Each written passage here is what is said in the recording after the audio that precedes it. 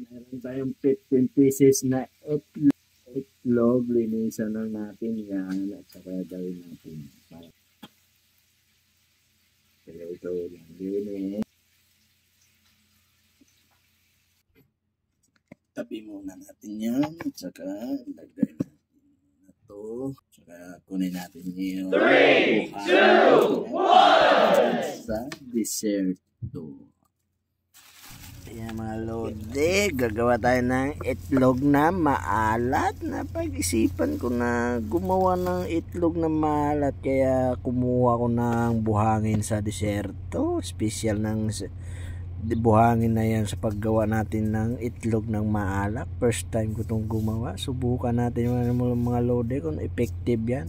I-comment nyo mga lodi kung tama ba yung paggawa ng itlog ng maalat. Kaya update ko kayo mga 15 days para malaman natin kung effective talaga yung paggawa natin ng itlog na maalat mga lodi. Ayan na, natapos ko na mikos-mikos at saka nalagay ko na lahat yan, yung 15 pieces na itlog.